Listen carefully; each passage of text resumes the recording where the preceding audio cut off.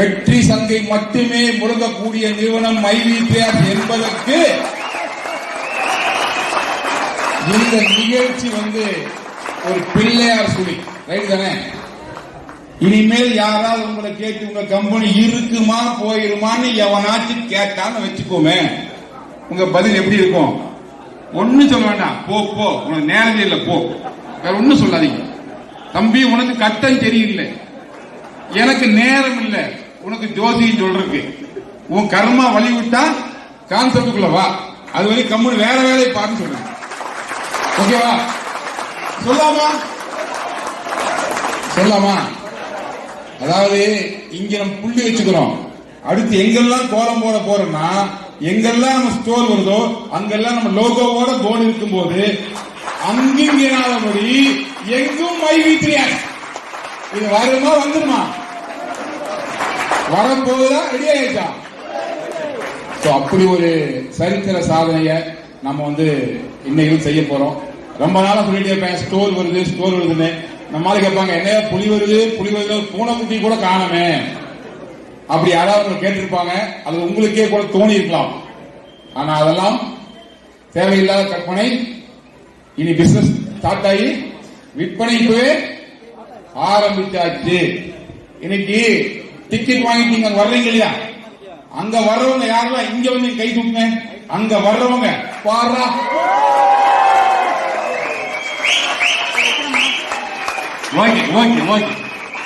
உங்களுக்கான விற்பனைக்கான சரக்கு பூரா போட்டு வச்சுக்கலாம். பாத்தீங்களா, வெடி இதே எங்களுக்கு வேலை.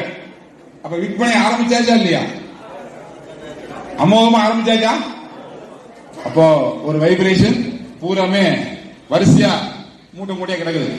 இப்ப கொடுக்க மாட்டோம், அங்க வச்சு கொடுப்போம். அப்ப போகும்போதே கொடுத்துருவீங்களா? போகும்போது கொடுப்போம். எங்க அங்கிருந்து போகும்போது எதுக்கு தெரியுமா? ஏன் சிரமத்துக்கு சுத்துறீங்க அப்படின்னு தான். அது சிரமத்திலே சுத்தணுமா இல்லையா? அந்த சிரமத்தை உங்களுக்கு கொடுக்க கூடாதுங்கிறதுக்காக சாயங்காலம் வரைக்கும் நாங்களே வச்சிருந்து போகும்போது கை கொடுக்கணும். ஓகேவா நண்பர்களே? இன்னைக்கு உலகத்துல ஒரு நபர், யாவது சிலர் இருக்கலாம் விதிவிலக்குகள் உதாரணம் அல்ல. Exemption are not examples. அதை விட்டுருவோம். எல்லாத்துக்கும் விதிவிலக்கு இருக்கும். ரைட்டா? இன்னைக்கு துணியே போடாம அம்மனா சுத்தருக்கு கட்சி ஆரம்பிச்சா கூட அதுக்கும் 10 வருவான மாட்டானா? துணியே போடக்கூடாது, இதான் கட்சி கொள்கைன்னு சொல்லி கூப்பிட்டாலும் அதுக்கு ஊர் 10 பேர் கிளம்பி வருவான்.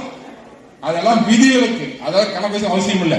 ஆனா உள்ளபடியே இன்னைக்கு யோசிச்சா ஒட்டுமொத்த மனித சமுதாயத்துக்கு 2 விஷயங்கள் இன்னைக்கு நிறைய இருக்கு. அதுல மிக முக்கியமா 2 விஷயங்கள் தலையாய தேவை. ஒன்னு பணம், அது எல்லாத்துக்கும் தேவை. மேக்சிமம் அப்படித்தானே?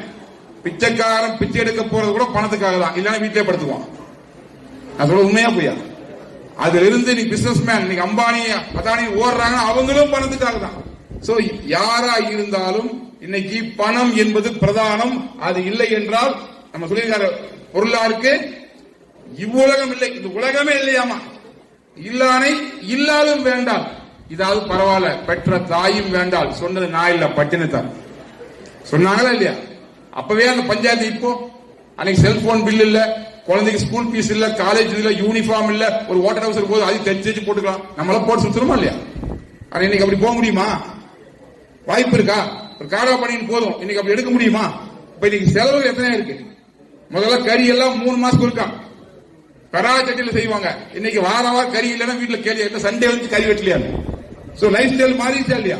இப்படி நம்முடைய அன்றாட தேவைகள் கமிட்மெண்ட்ஸ் கண்ணா பின்னான்னு ஏறிட்டு இருக்குது. ஆனா அந்த கமிட்மெண்ட்டுக்கு இணையா நம்முடைய பேமெண்ட் வளருதான்னா அது மிகப்பெரிய கேள்விக்குறியா மட்டும்தான் இருக்கு. உண்டா இல்லையா? இப்படிப்பட்ட சூழல்ல இந்த சமுதாயத்துக்கு பணம் என்கின்ற பிணியில் இருந்து ஒரு வாய்ப்பை கொடுத்து அதுக்கு விடுதலை கொடுத்து ஒரு விஷயத்தை நடந்தது மைவிடிஆர்னா இதற்கு மக்களின் ஆதரவு கிடைக்குமா கிடைக்காதா? சார் கிடைக்குமா கிடைக்காதா? கிடைச்சிருக்குதானே? இந்த கூட்டத்துக்குள்ள ஒரு 4 பேர் இல்ல ஒரு 6 பேர் எனக்கு நேரடியா சேர்ந்தவங்க. ஒன்னு என் பொண்டாட்டி, அவ விசிறடிக்க மாட்டா, தெரியாது. இன்னொன்னு என் புள்ள, அவரை விசிறடிக்க மாட்டான். ஒருத்தன் தம்பி, அவன் அடிப்பான், இங்க அடிக்க மாட்டான். ரைட்டா? அப்புறம் என் தங்கச்சி மாப்பிள்ள, மொத்தமா ஒரு 6 பேர் இன்க்ளூடிங் என் ஃபேமிலி. மத்த எல்லாருமே மை பிசினஸ் ஃபேமிலி. உண்டா இல்லையா சார்? உண்டா இல்லையா? இதெல்லாம் எங்கிருந்து வந்தது? இந்த பந்தம் எங்கிருந்து உருவாச்சு, இந்த சொந்தம் எப்படி உருவாச்சு அப்படின்னா அதற்கு பின்னால் பண தேவை, ஒவ்வொருவருடைய தனி மனித தேவையை பூர்த்தி செய்ய ஒரு அமைப்பு இருக்குது, அங்க ஒரு வாய்ப்பு இருக்குது. அதை செஞ்சோம்னா வாழ்க்கை பிரகாசமா இருக்கு சொல்லி உங்கள் உள்ளுணர்வு சொல்ல ஆரம்பிக்கும் பொழுது நீங்க அடுத்த தடவை பிஎம் ஆனீங்க, அடுத்த தடவை சிஎம் ஆனீங்க. இன்னும் பல பேர் உங்க அப்ளைன் இன்னும் ஓயாமாவே இருக்காரு, நீங்க சிஎம் ஆனவங்க இருக்கிறீங்க. அப்படி இருக்கிறீங்களா இல்லையா? அப்படியே கை தூக்குங்க. எங்க அப்ளை இன்னும் பிஎம் தானுங்க, இருக்கீங்களா இல்லையா? அப்ப அவரை மோட்டிவேட் பண்ணிருப்பாரு. சோ சிஸ்டம் உங்களை மோட்டிவேட் பண்ணி இன்னைக்கு என்ன பண்ணிருக்கு, கம்பெனியுடைய உச்சகட்ட பொசிஷனுக்கு கொண்டு வந்திருக்குன்னா ஒரு தேவை இங்கு முழுமையாக பூர்த்தி ஆகுங்கிற ஒரு முழுமையான நம்பிக்கை உங்களுக்கு வந்ததுனாலதான் இந்த இடத்துக்குள்ள நீங்க உங்களுக்கு என்ன தோணுதோ அதை செய்யாம இருக்கீங்க. உண்டா இல்லையா? சார் அதான் உண்மை. இது என்னன்னா பணத்தை தாண்டி கூடவே இன்னொரு பிரச்சனை இருக்கு, ஆரோக்கியம். ஹெல்த் வெல்த் ரெண்டு தானே வேணும். வெறும் பணத்தை வச்சு சுகர், நீங்க சுகர் வந்துருச்சு இன்னைக்கு எல்லாம் வந்துச்சுன்னா வெறும் கஞ்சி பண்ணி குடிச்சிட்டு அது உப்புலா கஞ்சி குடிச்சிட்டு காசு கருமா எத்தனையும் தான் என்ன சொல்ல உண்மையா போய்யா? அப்ப அதை அனுபவிக்கிறதுக்கு உடம்புல ஆரோக்கியம் வேணுமா இல்லையா?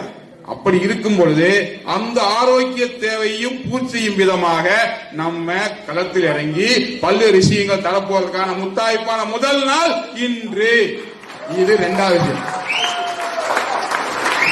ஆக மனிதனுடைய அடிப்படை தேவையான வெல்த்துக்கும் நம்ம வேலை செஞ்சுட்டு இருக்கோம், சிறப்பா செஞ்சுட்டு இருக்கோம். அவங்க லெவல்ல ஏர்ன் பண்றாங்க. நம்ம கம்பெனில 5 ரூபா வாங்குறதும் அவங்க கையில இருக்கு, 1800 வாங்குறதும் அவங்க கையில இருக்கு. அதுக்கு மேல வாரம் நெட்வொர்க் இன்கம் வாங்குறதும் அவங்க கையில இருக்கு. எஸ்ஜி ப்ரமோஷன் அச்சீவ் பண்ணி எல்லா இன்கம் வாங்குறதும் அவங்க கையில இருக்கு.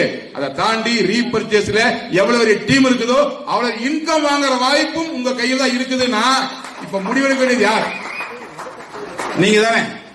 சோ நீங்க அதை நீங்க மெதுவா இப்படி நடந்தாலும் சரி, இல்ல ஓடினாலும் சரி, உட்கார்ந்து மெதுவா போனாலும் சரி, உங்களுக்கு எப்ப முடியுதோ அப்ப சேருங்க. வெற்றி உங்களுக்காக மாலையோட காத்துக்கிட்டு இருக்கு, சும்மா எல்லாம் காத்துக்கிட்டு. எப்படி காத்துட்டு இருக்கு? வெற்றி மாலையோட காத்துக்கிட்டு இருக்கு. அங்க வர வேண்டிய பொறுப்பு உங்களுக்கு. நாங்க தூக்கிட்டு போக மாட்டோம். தூக்கிட்டு போய் மாலையோட அது பேரு வேற. அப்படிதானே? வாங்கிட்டாத வெற்றி மாலை. அப்படிதானே? வெற்றி மாலை உங்களுக்கு அதை வேணும். நாங்க வச்சு ரெடி ஆகிறோம். நீங்க வர தயாரா இருக்கீங்களா? என்னன்னா பல பேத்துக்கு வரும்போது ஒரு போட்டோ பார்த்திருப்பீங்க. அப்படிதானே? அதுல கொஞ்சம் பேத்துக்கு அந்த போட்டோ யாரு என்னன்னு தெரிஞ்சிருக்கும். ஆனா பல பேத்துக்கு இது யாரோ புதுசா இருக்கிறாரு, இவர் இதுக்கு பார்த்தது இல்லையே அப்படி கூட நினைச்சிட்டு வந்திருப்பீங்க. ஆனா ஆக்சுவலா என்ன அப்படின்னா இன்னைக்கு உங்க முன்னால மைக்க புடிச்சு நான் பேசுறேன், அதை டெய்லி அன்பாகன்னு போட்டு கொள்றேன். இது கொள்றேனா? ஆமாங்க. யாராவது அமுக்கா முட்டா அவங்கள போய் கேட்டு பாருங்க. எல்லாம் முடிஞ்சு கடைசியை பார்த்து முடித்து விட்டீர்களா? அப்படிங்க அப்ப பார்த்து கொட்டாய விட்டு ஏமாந்து அமுக்கா முட்டானா திரும்ப அன்பாக ஆரம்பிக்கும். அவனை கொல்ற வேலை தானே. ஐயா உன்னாலும் உண்மையா பொய்யா? ஆரம்பிக்குது அன்பா இருந்ததுதான். அவர் கடுப்பா வர மாட்டாரா? எது வரைக்கும் எத்தனை டைம் விடுறாரோ அத்தனை டைம் அந்த 5 ரூபாய் சம்பாதிக்கிறதுக்கு அதே ரூல்ஸ் தான். அதான் கொடுமை. ஒரு சிஎம் அமுக்குனா கூட பரவாயில்ல, அவர் டெய்லி 3 ரூபாய் வாங்குறாரு, நான் 5 ரூபாய்க்கு எத்தனை டைம் கேட்கறேன்னா அதெல்லாம் மேட்ரு. ஒரு முறை முழுசா கேட்கணும். கான்செப்டே அதுதான். சோ என்னன்னா அந்த ஒரு விஷயத்தை டெய்லி கூட பேசி ஒரு விஷயத்தை புரிய வைக்கிறதுக்கு முயற்சி பண்ணி இப்படி பல்வேறு ஊர்கள்ல, பல்வேறு மாவட்டங்கள்ல, பல்வேறு மாநிலங்கள்ல நம்முடைய வெற்றி கொடி பறக்க விட்டு இன்னைக்கு படிப்படியா தமிழ்நாட்டை தாண்டி கேரளா, ஆந்திரா, ஈவன் கர்நாடகா, இப்ப தெலுங்கானா தயாராயிட்டு இருக்கு. 4 யூபியில போயாச்சு. லக்னோல வெகு விரைவில் நம்ம ஹைதராபாத் ஆபீஸ் ஓபன் தயாராக தெலுங்கானால. அது இல்லாம டெல்லியும் பார்த்து வச்சுக்கிறோம். விரைவில் பேன் இந்தியா கூடிய முக்கியமான மெட்ரோ சிட்டி எல்லா பக்கமும் நம்ம ஆபீஸ் வரும் என்பதை இங்க சொல்லிக்கிறோம். இப்படி ஒரு நிறுவனம் ஆள் போல் தலைத்து அருகு போல் வேரூன்றி சொல்லி பெரியவங்க வாழ்த்துவாங்க. அதுக்கு என்ன அர்த்தம்னா ஆலமரம் ஒரு வேர் இருக்கும், ஆனா மரம் பெருசா என்ன ஆகும், தனக்கு ஒரு சப்போர்ட் வேறுங்கிறதுக்காகவும் தன்னுடைய எல்லைகள் விரிவாகும் போது ஒரு வேர் 10வது என்ன பண்ணுனா பல வேர்களை அது விழுதுகளா இறக்கி, அது வேறுதான் விழுதுங்கிறது கீழே முற்ற வரைக்கும் தான் விழுது, முட்டியாச்சுன்னா அதுவும் வேறாக மாறுதானே. சோ அப்படி பல விழுதுகளை விட்டு வளரக்கூடிய தன்மைக்கிறனாலதான் வாழ்த்தும் போது ஆள் போல் தலைத்துங்கிறாங்க. அருகு போல் வேறுண்டினா அது சும்மா ஒரு விஷயம் ஏமாந்து ஒரு கீழே விழுந்துச்சுன்னா அடுத்து கீழே பூரா காடு பூரா அருகு முளைச்சிடும். உண்டா இல்லையா? அந்த அளவுக்கு வேகமா பூமிக்குள்ள ரூட் லெவல்ல வேலை செய்யும். யாரை பத்தி எதிர்பார்க்காம கொஞ்சம் தண்ணி அடிச்சா கூட நல்லா தலைஞ்சு வந்துடும். அந்த அளவுக்கு வந்து அதனுடைய growth லெவல் வேற மாதிரி இருக்கும். சோ ஒரு வாழ்க்கையில வந்து ஜெயிக்கணும், பெருசா ஆகணும்னா ஆள் போல் தலைக்கணும், அருகு போல் வேறொன்றணும். இந்த வாழ்த்து யாருக்கு பொருந்தோ இல்லையோ நம்முடைய மைவீத்திரிக்கு முழுசா பொருந்துமா இல்லையா? இது மிகைப்படுத்தப்பட்ட வார்த்தையா இல்ல சாதாரண வார்த்தையா? சாதாரண வார்த்தை. ஏன் நம்ம சொல்லி செய்யல, செஞ்சுட்டு கொஞ்சமா சொல்லிருக்கோம். உண்மையா இல்லையா? அதாவது நேற்று முன்தினம் இரவு நம்முடைய ரிஜிஸ்ட்ரேஷன் லிஸ்ட் கிராஸ் பண்ணது 22 லட்சம் பேரை கிராஸ் பண்ணிட்டோம். எத்தனை பேர்? 22 லட்சம். நான் இன்னைக்கு வீடியோ சொன்னேன், பல கம்பெனி, எந்த கம்பெனி குறைச்சி மதிப்பில்லை, குறை சொல்ல. ஆனா யதார்த்தம் என்னன்னா, ஒரு சாதாரண ஒரு 1000 ரூபாய்க்கு ப்ரோக்ராம் நடத்தணும் அப்படின்னா ஒரு மாசம் கிரவுண்ட் ஒர்க் பண்ணி பெருசா ஃபீல்ட் ஒர்க் பண்ணி அப்புறமும் லாஸ்ட்ல 10 20 பேர் இல்லாம நடத்துவாங்க. உண்டா இல்லையா? ஆனா இங்க 4 நாளைக்கு நான் சொல்றேன். எப்ப சொன்னேன்? ஜஸ்ட் 4 டேஸ்க்கு நான் சொல்றேன். என்ன சொல்றேன்? நம்ம ஓபன் பண்ற குடோனே, நம்ம ஸ்டாக் பாயிண்ட் ஓபன் ஆகுது, எல்லாரும் வாங்க. ஓகே. கூடவே என்னன்னா நம்ம ப்ராடக்ட் லான்ச்சிங் நடக்குது, நடக்க போறது. அந்த பிஎஸ்டி ஹால்ல ஒரு வீடியோ போட்டாச்சு. அதுக்கு வரணுமா வேண்டாமா நீங்க முடிவு பண்ணிக்கங்க. வரணும்னு தேவை இருந்தா அந்த லோக்கல் இருக்கிற ஆபீஸையோ அத்தாரிட்டி மெம்பரையோ கான்டாக்ட் பண்ணணும் சொல்லிச்சு. அப்படிதானே? அவ்வளவுதானே? ஆனா ஆக்சுவலா உண்மை என்ன தெரியுமா? 1200 டிக்கெட். நான் சொன்னா 1200 ரூபாயா? ஆனா இன்னொரு விஷயம், அதுக்கு 2000 ரூபாய்க்கு ப்ராடக்ட் கிடைக்கும். 2400 ரூபாய்க்கா? ஆமா. ஒருவேளை இதை மட்டும் நான் தேவை சொல்லி, ஐயா 1200 ரூபாய் டிக்கெட், உங்களுக்கு 2000 ரூபாய்க்கு ப்ராடக்ட், என்ட்ரி ஃப்ரீ வாங்கன்னா அந்த பிஎஸ்சி மண்டபம் இல்ல அவனாசோட கூட பத்தாது. உண்மையா பொய்யா? இது நடந்திருக்குமா இல்லையா? இப்படி சொல்லி இருந்தா நடந்திருக்குமா இல்லையா? அதை தாண்டி நேற்றுக்கு கேட் போட்டேன், இனிமேல் யாரும் ரிஜிஸ்டர் பண்ண கூடாது. ஏன்? ஆல்ரெடி ஓவர்ஃப்ளோ ஆயிடுச்சு. தேவையில்லாம யாரும் ரிஜிஸ்டர் பண்ண வரவே கூடாது. வந்தாலும் உள்ள விட மாட்டோம். இது எந்த கம்பெனியாவது சொல்றது தில் இருக்கா? 2 நாளைக்கு அனௌன்ஸ் பண்ணி 3வது நாளே கூப்பிட்டு, ஐயா யாரும் வராத, இடமில்லை, சாரி மன்னிச்சுக்கோ அப்படின்னு சொல்ற அளவுக்கு எந்த கம்பெனி தில் இருக்கு? மைவீத்தி அரசுக்கு மட்டும்தான் அந்த திமிரு இருக்கு. ஓகே, நம்ம இன்னைக்கு சாயந்தரம் நிறைய விஷயங்களை பேசுவோம். ஆனா என்ன அப்படின்னா, கொஞ்சம் பேர் வரமாட்டேங்கிற சில விஷயங்களை பதிவு பண்ணிட்டு இருக்கேன். சோ ஓவராலா இன்னைக்கு மார்க்கெட்ல பல கம்பெனிகள், பல காலர் சொன்ன வார்த்தை ஹெல்த், வெல்த், ஹாப்பினஸ், இந்த 3ம் கிடைக்கும் சொன்னாங்க. ஹெல்த்தும் போச்சு, வெல்த்தும் போச்சு, ஹாப்பினஸும் போச்சு. அதுக்கு நம்பர் 1 உதாரணம் நான் தான். ஐ ஆம் நம்பர் 1. இது நம்பர் 1. எஸ், துபாக்கூர்ல இல்ல. அப்ப நம்பர் 1 உடனே துபாக்கூர் சேர்ந்து ஞாபகம் இருக்காது உங்களுக்கு. நான் சொல்றது எல்லா கம்பெனி சொல்ற ஹெல்த், வெல்த், ஹாப்பினஸ் 3ம் கிடைக்கும், எங்ககிட்ட வாங்கன்னு கூப்பிட்டு பல பேர் மைக்க பிடிச்சி பேசி மனசார கை தட்டி பின்னால போன ஆட்கள் நானும் ஒருத்தன். ஆனா எனக்கு கிடைச்சது இந்த 3மே இல்லாம போனதான். ஹெல்த்தும் போச்சு, பல இடத்துல பஞ்சர், நட்டு போட்டு லூஸ் ஆயிடுச்சு. அடுத்தது வெல்த் மொத்தமா போச்சு. ஹாப்பினஸ் அப்ப என்ன இருக்கும்? இருக்கும். நம்மளா சிரிக்க வேண்டியதான். இடுக்கன் வருங்கால் நகுக, வள்ளுவர் சொன்னா சிரிச்சு கொள்ள வேண்டியதான். இதுதான் உண்மை. அப்படி இருக்கும் பொழுது இங்க வந்த ஒரு நபருக்கு சல்லி பைசா நஷ்டம் இல்லாம, எவ்வளவு சார்? சல்லி பைசா நஷ்டம் இல்லாம, பெரிய உருட்டி பிரட்டி பண்ற கஷ்டம் இல்லாம, இஷ்டப்பட்டு செஞ்சா என்ன தேவையோ அத்தனையும் சம்பாதிக்க முடிய ஒரு பிளான் கையில் இருக்குன்னா நம்மளோட அதிர்ஷ்டம் யாரா இருப்பாங்களா? யாரா இருக்க முடியுமா? இருக்க முடியுமா? இதெல்லாம் என்னன்னா, இப்ப நான் கூட பேசிட்டு இருக்கேன் இல்லையா, நானும் கடந்த காலங்களில் எனக்கு தெரிஞ்சு 1996 onwards I am networker. LMW நான் வெளியில வரும்போது எனக்கு ஆம்வே தெரியும். நான் பண்ணல, பட் ஆம்வே தெரியும். மீட்டிங் போய் சொன்னாங்க. அன்னைக்கு ஆம்வே போல, பட் வேற கம்பெனி போனேன். அங்கிருந்து 96 ஆன்வர்ட்ஸ் இன்னைக்கு கிட்டத்தட்ட 2023 மோர் தேன் 25 இயர்ஸ் இந்த இண்டஸ்ட்ரியில நான் ஒர்க் பண்ணிருக்கேன். அப்ப எத்தனை தொலைச்சிருப்பேன்? இந்த லீடர் போய் எத்தனை வருஷம் நெட்வொர்க் லீடர்? நான் 5 வருஷம். அப்போ ஒரு 15 வருஷம் கடந்திருக்குமா? சரி, நீங்க 15 வருஷம், அப்போ 30 வருஷம் கடந்திருக்கும். எவ்வளவு வருஷம் எக்ஸ்பீரியன்ஸ் இருக்குதோ அத்தனை லட்சங்கள் கண்டிப்பா கண்ணா இருக்கு. லீடருக்கு தெரியும், புதுசா வந்தவங்களுக்கு தெரியாது. லீடரை மட்டும் கேட்டு பாருங்க. முதுகு சட்டை படி அத்தனை குத்து இருக்கும். முதுகுல குத்துறதுக்கு இடமில்லாத குத்து வாங்க அளவுக்கு குத்து வாங்கி இருப்பாங்க. அந்த கும்பல்ல டாப் லெவல்ல ஒரு குரூப் இருப்பாங்களே, அதுல நானும் ஒருத்தன். அப்படி இருக்கும்போது ஒரு நபரை 2018 இதே மார்ச் மாசம் மேபி 5ஆம் தேதியோ 6ஆம் தேதியோ தான் நான் சந்திச்சேன் 2018. அன்னைக்கு அவர் கரம் பிடித்து அவர் சொன்ன எதையுமே பெருசா யோசிக்காம முழுசா நம்பி செய்து கொண்டே வந்த விளைவு ஒரு லெவல்ல என்னுடைய வளர்ச்சியை பார்த்து என்னுடைய செயல்திறனை பார்த்து ஒரு நிறுவனத்தையே உருவாக்கிய கைவிட சத்யானந்தன் இதனை நடத்துங்கன்னு சொன்னார். ஒரு கம்பெனியே உருவாக்கி பவுண்டேஷன் சாப்ட்வேர் வச்சுக்க, சர்வர் வச்சுக்க, என்ன முடியுமோ பண்ணிக்க சொல்லிட்டு 2021 ஜூலை 1 என் கையில் கொடுத்தார். இன்னைக்கு எவ்வளவு நாள் ஆச்சு? எவ்வளவு நாளுங்க ஆச்சு? கிட்டத்தட்ட ஒரு 21 மாசம் 20 மாசம் ஆச்சு. அப்படிதானே? இன்னைக்கு 22 லட்சம் பேர் மெம்பர்ஸ். அப்படின்னா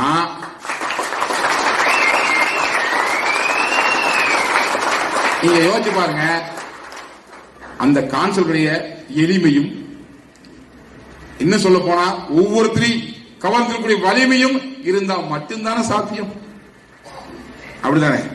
இது வரைக்கும் நம்ம எல்லாம் கியூப தள்ளணும், கியூப் தள்ளணும், நமக்கு தெம்பு இருந்தது தள்ளணும். எவ்வளவு தூரம் போகுது? எவ்வளவு தள்ளுறோமோ அது வரைக்கும் நிறுத்திட்டா அதே பால தள்ளணும், உருண்டை குளோப் உருண்டை தள்ளணும், கோல தள்ளணும். தள்ளுறதுக்கும் எளிமையா இருக்கும் கம்பேர்ட் டு கியூப். விட்டாலும் அது மெதுவா மூவ் ஆயிட்டு இருக்கும். கொஞ்சம் கேப் எடுத்து கூட நம்ம தள்ள முடியும் இல்லையா? சோ அப்படிப்பட்ட ஒரு பலன்னு மாற்று கருத்து சொல்ல முடியாத, மாசு மருவு கண்டுபிடிக்க முடியாத ஒரு கான்செப்டுக்கு பிதாமகராய் இருந்து எங்களை எல்லாம் வழிநடத்தி கொண்டிருக்கும் அங்க போட்டோவை பாத்தீங்களே, யதார்த்த குருஜி. அது என்ன யதார்த்த குருஜி? எல்லா குருஜியும் தாடி விட்டுட்டு கமெண்டால வச்சுக்கிட்டு உத்தராஜ கூட பெருசா போட்டுக்கிட்டு வேற கெட்ட போட்டுப்பாங்க. அப்படிதானே? இவரை பார்த்தா யதார்த்த குருஜி மாதிரியான போட்டா மாதிரி தெரிஞ்சது. ரொம்ப பேர் பார்த்தாங்க சாமியார் வருவாரான்னு சொல்லிட்டு. முத சொல்லும் போது வந்தது பார்த்தா வைஸ் பைப்பா வந்துருக்காங்க. வைஸ் பைப் தான். அப்படி பார்க்கும்போது அவங்களுக்கு ஒரு பிரமிப்பாவும் ஆச்சரியமா இருந்துச்சு. இவருதான் குருஜியான்னு சொல்லிட்டு. எது வரைக்கும்? அவருடைய வார்த்தைகளை கேட்கும் வரைக்கும். ஒன்ஸ் 1 hour அவருடைய செஷன் அட்டன் பண்ண ஒருத்தர், அதுக்கப்புறம் அவர் குருஜியா தவிர எதுவாறு பார்க்க முடியாது அவனால. அதுக்கப்புறம் அவர் குருஜியா அப்படிங்கிற ஒரு பார்வையை தவிர எந்த ஒரு பார்வையும் அவர்களால் பார்க்கவே முடியாது. அந்த அளவுக்கு அந்த 1 மணி நேரத்தை அவ்வளவு மெசேஜ், அவ்வளவு சாராம்சத்தை நமக்குள்ள கொண்டு சேர்த்துவார். அப்படி ஒரு நபர் தான் இந்த நிறுவனத்தினுடைய நிறுவனர். அவருடைய கரம் பற்றி கூட டிராவல் பண்ணி ஒரு லெவல்ல இந்த கோழி குஞ்சு எப்படி பாத்துக்கோம், குஞ்சு எப்படி பாத்துக்கோம், பொத்தி பாத்துக்க. அப்படிதானே? பாத்துதானே? எது வந்தாலும் பாத்துதானே? எது வரைக்கும்? அதுவா மேய்ஞ்சி புழு பூச்சி எல்லாம் புரிந்து தேடி பரஸ்திங்கிற அளவுக்கு வந்ததுக்கு அப்புறம் கொத்தி பிடிக்கிட்டு. அப்படித்தானே? ஏன் நீ போய் உன் வேலையை பார்த்துட்டு அது என்ன பண்ண ஒரு லெவல்ல கொத்தி முடிக்கணும். ஆனா இங்க கருவாக்கி உருவாக்கி வளர்த்து வளர்ந்ததுக்கு அப்புறமும் என்ன ஒரு தேவை என்றாலும் உறுதுணையாக நின்று ஆலோசனை தந்து எங்களை எல்லாம் வழிநடத்தி கொண்டிருக்கும் எங்களின் ராஜகுரு குருஜி அவர்களை வெல்கம் என்ற வெல்கம் ஜி.